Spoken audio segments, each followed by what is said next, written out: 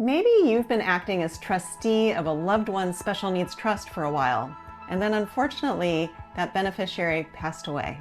What do you need to do to wrap up that special needs trust? This video will talk all about that. But before we get started, I ask you to please subscribe to my newsletter where I send out great information about special needs planning and administration monthly, and it's free. You can click below to subscribe. So a special needs trust can end for several reasons.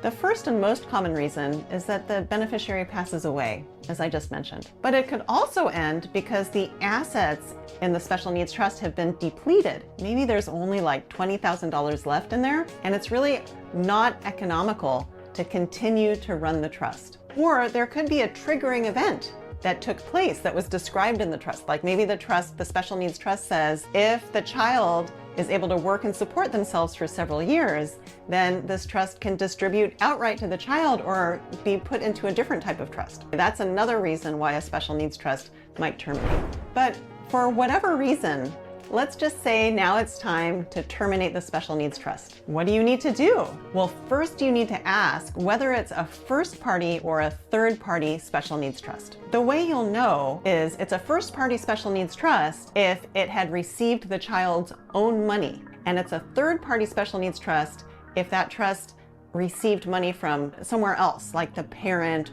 or other individuals. So if it's a first party special needs trust, most likely it has language in it that says that the Department of Healthcare Services is entitled to reimbursement for all the services that Medi-Cal provided to the beneficiary starting at age 55. So you need to notify the Department of Healthcare Services that the beneficiary died and give them an opportunity to bring that claim.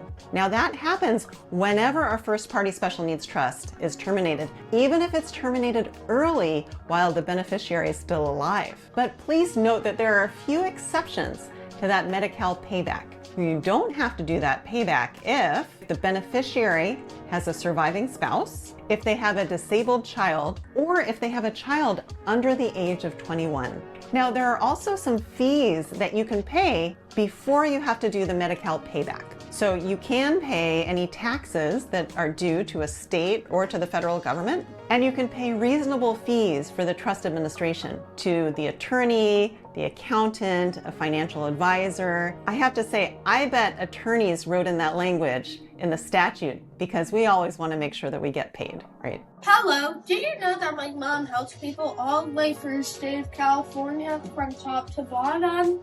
Go give her a call. Right, so the next step is for the trustee to pay any final expenses that are due. So this could be funeral and memorial service expenses. This could be any bills that accrued during the beneficiary's lifetime and just haven't been paid yet. And of course, this can be for attorney fees and other professionals. Now, what about paying creditors? Well, if the beneficiary has their own creditor claims, the third-party special needs trust usually doesn't have to pay those.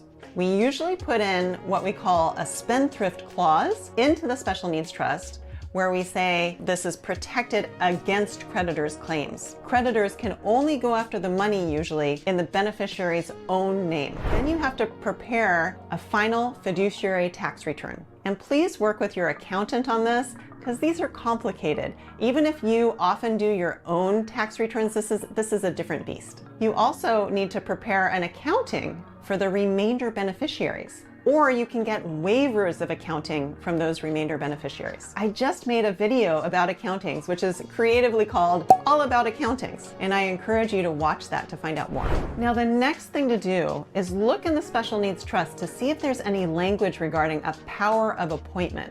This is basically allowing the beneficiary to write a will where the beneficiary exercises their power of appointment, which is basically the power to redirect where any money remaining after the beneficiary dies, redirect that money somewhere else. So the trustee should look to see, is there language in there allowing the beneficiary to do this, to exercise the power of appointment? And if so, has the beneficiary done that? Have they worked with an attorney to prepare a will in which they said, hey, I have a power of appointment over this special needs trust, and I hereby exercise that by saying, any remaining money should go to my spouse or should go to my favorite charities or that sort of thing. Now, I discuss powers of appointment more in my video about weird clauses in trusts. All right, after all of that, for any money remaining in the trust, you should read the trust terms and then distribute the money pursuant to the trust terms. And I usually suggest sending out distribution receipts that the recipients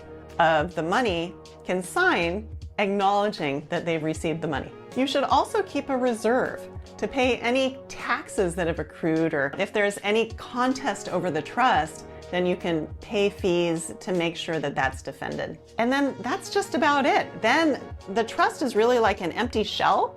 It's done. You don't really need to terminate it or revoke it or anything like that, although some people choose to do so. So hopefully this has given you a good blueprint of what needs to happen when you wrap up a special needs trust. To learn more about how this fits into the trajectory of a special needs trust, I encourage you to watch a video I just made called The Lifetime of a Special Needs Trust, and I'll see you over there. Did you know that my mom has a monthly newsletter? Subscribe by clicking below.